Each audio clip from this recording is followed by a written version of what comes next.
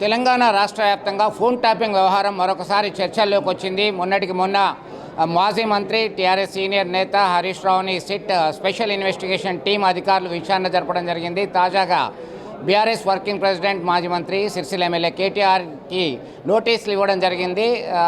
Phone tapping వ్యవహారం పైన హాజరు కావాలని నోటీసుల ఉద్దేశం. దీనిపైన సాగదీత కార్యక్రమం, diversion politics and revenge politics నడుస్తున్నాయి. ఖచ్చితంగా ప్రభుత్వ వైఫల్యాలపై మేము పోరాటం చేస్తూనే ఉంటాం. ఒకవైపు సింగరేణి బొగ్గు గనులకు సంబంధించినటువంటి స్కామ్ నడుస్తుంది, మరొక వైపు వారు ఇచ్చినటువంటి హామీలన్నీ కూడా అమలు కాలేదు. వాటిపైన మేము నిరంతరం పోరాటం చేస్తాం, వెంటపడతాం అంటూ కేటీఆర్ స్పందించడం జరిగింది. దీనిపైన ఖచ్చితంగా ఇదొక లొట్టపీస్ కేసు, దానిలో పసలేదు. ప్రధానంగా సాగదీత కార్యక్రమం అని చెప్పేసి చెప్తున్నారు. వాటల పంచాయతీకి సంబంధించినటువంటి వ్యవహారం సైతం నడుస్తుంది అని చెప్పేసి మీడియా సమావేశంలోనే కేటీఆర్ మాట్లాడడం జరిగింది. ఖచ్చితంగా ఆ సిట్ విచారణ జరిపితే అధికారులకి సంబంధం ఉంటుంది. ఇండియన్ టెలిగ్రాఫ్ యాక్ట్ ప్రకారం ఎవరైతే మిస్యూజ్ చేస్తారో దానికి ప్రధానంగా ఇప్పుడున్నటువంటి డీజీపీ అప్పుడు ఐజీగా ఉన్నారు, మరి వారందరినీ కూడా పిలిచారా ఏంటి అనేటువంటి కోణంలో ప్రశ్నించడం జరిగింది. దీనిపైన విడిచిపెట్టే ప్రసక్తే లేదని చెప్పేసి తనదైన స్టైల్లో ఆయన స్పందించడం జరిగింది. ఇదే అంశానికి సంబంధించి మాజీ ఎమ్మెల్యే చుప్పదండి మాజీ ఎమ్మెల్యే టీఆర్ఎస్ సీనియర్ నేత అలాగే సిరిసిల్ల బీఆర్ఎస్కి సంబంధించిన జిల్లా అధ్యక్షులు ఉన్నారు మనతో మాట్లాడడానికి. ఎట్లా చూడొచ్చు రవిశంకర్ గారు, ముఖ్యంగా సిట్కి సంబంధించినటువంటి నోటీసులు అందుకున్నారు. హరీష్ రావు ఇప్పటికే హాజరయ్యారు. తాజాగా కేటీఆర్కి సంబంధించినటువంటి నోటీస్ వచ్చింది. వారు సైతం కొద్దిసేపటి కిందనే స్పందించారు హాజరైతా అని చెప్పి. మీరేమంటారు? మీరు ఎట్లా స్పందిస్తారు? ముఖ్యంగా రేవంత్ రెడ్డి గారు చేస్తున్నటువంటి అవినీతి, వారు ఇచ్చినటువంటి 420 హామీలను నెరవేర్చలేక డైవర్షన్ పాలిటిక్స్ చేస్తూ, డైవర్షన్ రాజకీయాలు చేస్తూ, ఇది అనవసరమైనటువంటి ఫోన్ ట్యాపింగ్ అంటే ఆయన ఏందో కూడా తెలుసు. వాస్తవంగా శివధర్ రెడ్డి గారు ఇప్పుడు ఐజీగా డీజీగా ఉన్నారు కదా, మరి వారు ఆ రోజు ఇంటెలిజెన్స్గా పనిచేశారు. వాస్తవంగా మరి వారిని విచారించాల్సినటువంటి పోయి, మరి మహేందర్ రెడ్డి గారిని విచారించాల్సింది పోయి, ఇవాళ కేటీఆర్ గారిని హరీష్ రావు గారిని పట్టుకొని ఎందుకు విచారిస్తున్నారు? చేసింది ఎవరు? ప్రభుత్వాలు చేయాయి కదా, అధికారులే ఫోన్ ట్యాపింగ్ చేస్తారు. అది ప్రభుత్వ అవసరాల మేరకు చేసేటువంటి ఫోన్ ట్యాపింగ్, అది చట్ట ప్రకారంగా రాజ్యాంగ ప్రకారంగా జరిగేటువంటి ఒక నైతికమైనటువంటి బాధ్యత అధికారులు చేస్తారు. మరి కుట్రపూరితంగా ఇవాళ కేటీఆర్ గారికి ఉన్నటువంటి చరిష్మా కావచ్చు, మరి కేటీఆర్కు ఉన్న ఎదుగుదలను చూసి ఓర్వలేక ఇవాళ కాంగ్రెస్ పతనం అయిపోయింది. తెలంగాణలో వాళ్ళ యొక్క నూకలు చెల్లిపోయినాయి కనుక వాళ్ళు భూస్థాపితం అవుతున్నటువంటి ఈ సందర్భంలో ఇవాళ మళ్ళీ కేటీఆర్ గారిని, హరీష్ రావు గారిని సిట్ పేరిట పిలిచి కాలయాపన చేసేటువంటి దిశగా, డైవర్షన్ రాజకీయాలు చేసే దిశగా వాళ్ళు చేస్తున్నటువంటి ప్రయత్నాన్ని ప్రజలకు తెలుస్తూ ఉన్నది. కనుక వాళ్ళు ఇప్పటికైనా ఎవరైతే వాళ్ళ బావమరిది సృజన్ రెడ్డి బొగ్గు స్కామ్ ఉంది, సింగరేణి బొగ్గు స్కామ్, దాన్ని తప్పించడానికి, ప్రజల నుంచి డైవర్షన్ చేసేయడానికి కుట్రలో ఒక భాగమే తప్ప ఆ సిట్లో ఏం లేదు. మరి చాలా మంచిగా గట్టిగా కూడా చెప్పేది లొట్టపీస్ కేసు, దీనిలో ఏం లేదు, ఆధారాలు లేనటువంటి వ్యవస్థను పట్టుకొని మరి ఒక సీరియల్ లాగా తీసుకెళ్తున్నారు అనేటువంటిది మనం అందరం కూడా చూస్తూ ఉన్నాం నిజంగానే.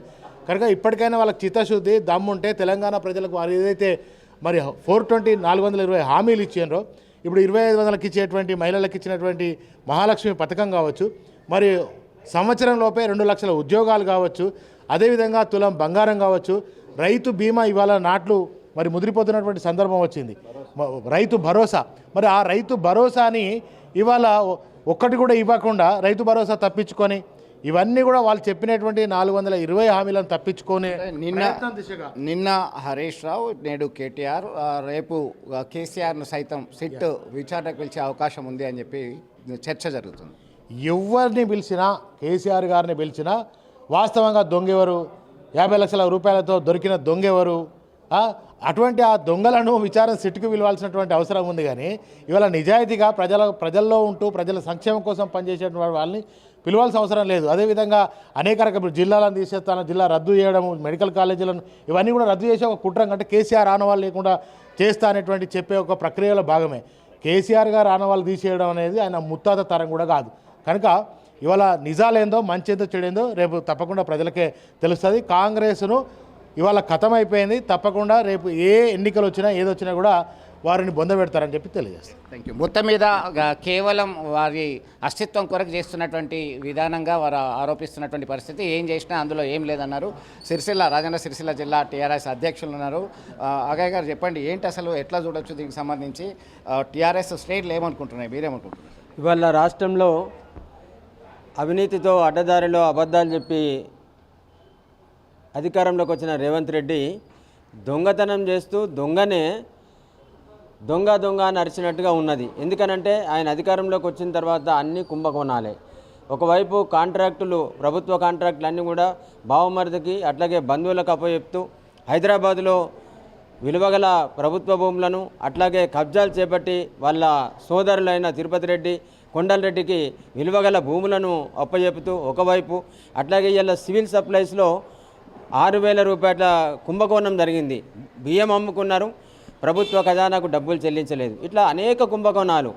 మొన్న హిల్ట్ పథకం చేపట్టి వాళ్ళ అనునాయులకు అట్లాగే వాళ్ళ బంధువులకు కూడా ప్రభుత్వ భూములు, పరిశ్రమలకు కేటాయించిన భూములను తక్కువ ధరకు ప్రభుత్వ భూములను వాళ్ళ బంధువులకు కట్టబెట్టే పథకం.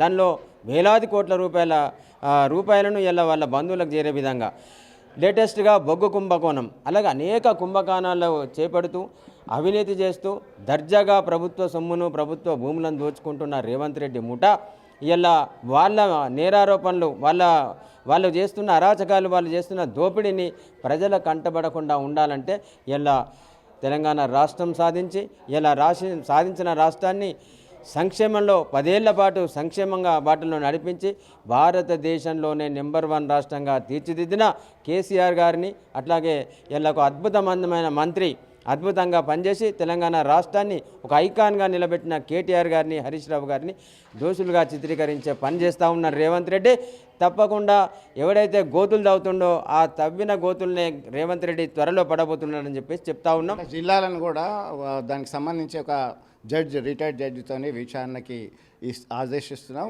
శాస్త్రీయబద్ధంగా జిల్లాల విభజన జరగలేదు అని చెప్పి ఒక నిర్ణయం తీసుకున్నటువంటి కాంగ్రెస్ అంటేనే కమిషన్లు, అంటే కమిషన్లు అని అంటే మామూలు కమిషన్ ఒకటి, ఈ కమిషన్లు ఒకటి. ఇదేంది జడ్జిలతోటి వీళ్ళతోనేసే అధికారులతోనేసే కమిషన్లు 2. ఇలా తెలంగాణ రాష్ట్రం ఇస్తున్నామని చెప్పి 2009లో ప్రకటించి ఆనాడు వేలాది మంది విద్యార్థులు అట్లాగే తెలంగాణ వాదులు చనిపోయే విధంగా, ఉద్యమకారులు వాళ్ళ తనువులు చాలించే విధంగా ఒక కమిషన్ వేసి, అడ్డమైన కమిషన్, శ్రీకృష్ణ కమిషన్ అని ఇంకో కమిషన్ వేసి, అనేక కమిషన్లు వేసి ఆఖరికి కొట్లాడి పోరాడి ఇలా తెలంగాణ చావోరేవ అని చెప్పేసి కేసీఆర్ గారు చావు నోట్లో తెలబెట్టి ఎట్లయితే తెలంగాణ రాష్ట్రం సాధించుకున్న తర్వాత పరిపాలనా వ్యవస్థలను ప్రజల దరిచేర్చిన ముఖ్యమంత్రి, సంక్షేమ పథకాలను ప్రజల దరిచేర్చిన ముఖ్యమంత్రి ఇలా కేసీఆర్ గారు. ఆమ్లెట్ల అదేంది గిరిజన తండాలను గ్రామ పంచాయతీలుగా చేసి, అట్లాగే మండల వ్యవస్థను ప్రజలకు దరిచేర్చి, కలెక్టరేట్లను మంజూరు చేసి జిల్లాలను పెంచి పరిపాలనా వ్యవస్థను ప్రజల దరిచేర్చిన ముఖ్యమంత్రి కేసీఆర్ గారు. తప్పకుండా మరొకసారి జిల్లాలు కుదిస్తే ఉద్యమిస్తాం. రేవంత్ రెడ్డి మెడలు వంచి మళ్ళీ జిల్లాలను సాధించి త్వరలో మేము అధికారంలోకి వచ్చిన తర్వాత మళ్ళీ ఎట్లాగూ యథాతథంగా ప్రజలకు పరిపాలనలను అందజేస్తామని చెప్పేసి తెలియజేస్తూ ఉన్నాం. మొత్తం మీద ప్రధానమైనటువంటి చర్చ జరుగుతున్నటువంటి పరిస్థితి. జిల్లాల పునర్విభజన అనేది శాస్త్రీయబద్ధంగా జరగలేదు. ఖచ్చితంగా రిటైర్డ్ జడ్జితో విచారణకు ఆదేశించాం. దానికి సంబంధించినటువంటి నిర్ణయం త్వరలోనే తీసుకుంటామనేటువంటి అవకాశం ఉంది అని ప్రకటించిన నేపథ్యం ఒకటి. మరొక వైపు స్పెషల్ ఇన్వెస్టిగేషన్ టీం అనేది పలువురిని విచారణకు పిలుస్తుంది. ఇప్పటికే హరీష్ రావుని పిలిచారు, కేటీఆర్ను పిలుస్తున్నారు, నోటీసులు ఇచ్చారు. దానికి సంబంధించి ఖచ్చితంగా హాజరవుతామంటున్నారు. కేవలం diversion politics and revenge politics అనేది నడుస్తుంది. దీనికి ఖచ్చితంగా మేము వ్యతిరేకిస్తాం, ప్రజల్లోకి తీసుకుపోతాం అనేటువంటి ధీమా బీఆర్ఎస్ శ్రేణుల్లో వారి మాటల్లోనే విన్నాం. అసలైన తొలి వెలుగు. ఫాలో వాట్సాప్ @తొలి వెలుగు అఫీషియల్.